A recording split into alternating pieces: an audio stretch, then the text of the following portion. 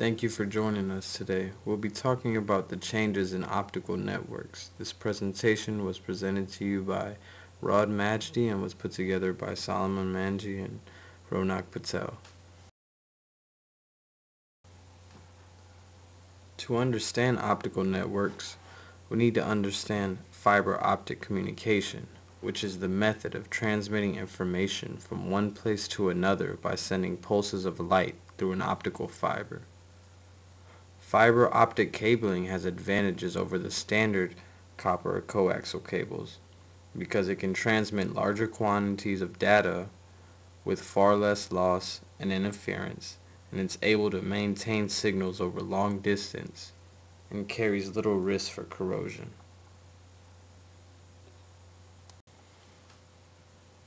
To understand how changes in the optical network are taking place, you have to become familiar with Jerry Butters and his Law of Photonics. Jerry Butter was a former head of Lucent's optical networking group at Bell Labs. He coined the phrase Law of Photonics and based it on Moore's Law. Butter's law states the amount of data coming out of an optical fiber doubles every 9 months, while the cost of it decreases by half in the same time as well.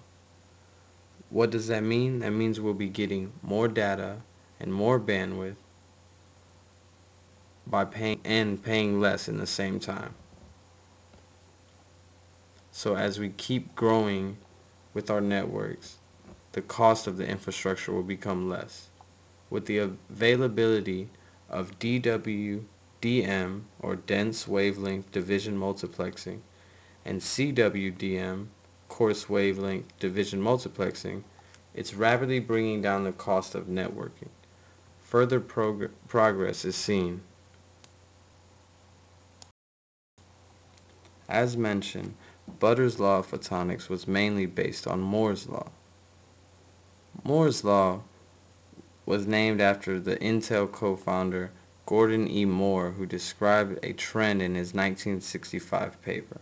The trend was that computing hardware and the number of transistors on the integrated circuits doubled every 2 years.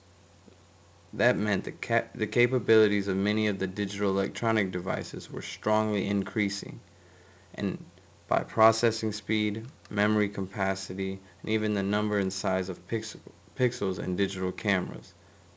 This can all be noted by what Gordon E. Moore envisioned in his law, that every 2 years we would see an increase in what our computing hardware could do.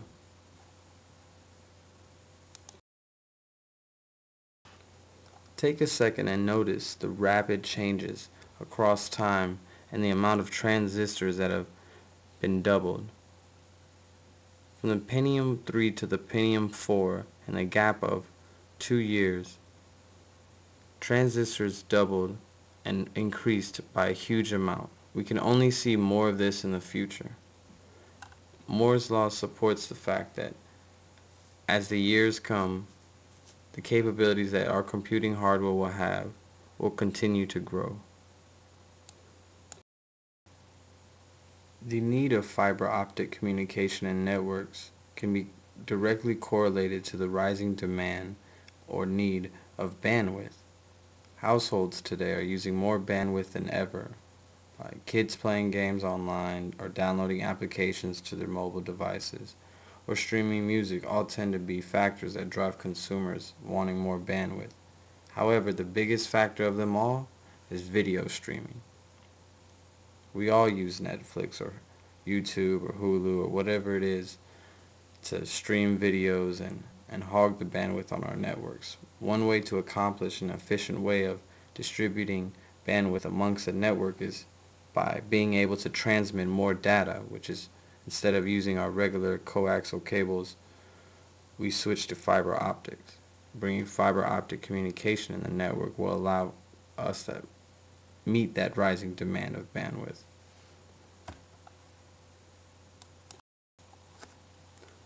To meet the demands of consumers wanting bandwidth and people wanting optical networks, it gave light to what is known as dark fiber. It was originally referring to the potential of network capacity of telecommunication infrastructure, but now it's commonly referred to the practice of leasing fiber optic cables from a network service provider. Large number of telephone companies build optical fiber networks, each with a business plan of cornering the market in telecommunications by providing a network with sufficient capacity to take all existing traffic as well as forecast traffic for the entire region. This led to what is known as dark fiber, which is now leasing these fiber optic cables from the network providers.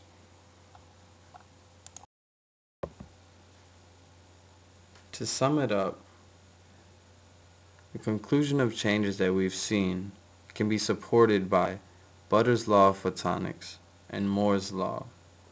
A big change in using optical networks can be supported by the dark fiber and the fact that technology is like fine wine as it gets better with time.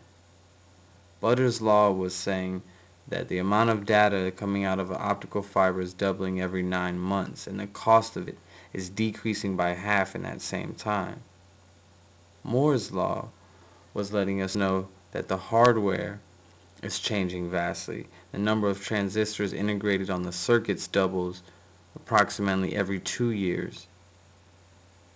This is letting us know how fast technology is advancing, and the changes in the networks and changes in demands of bandwidth needs to be met, and the only way for them to be met is by changing to an optical network.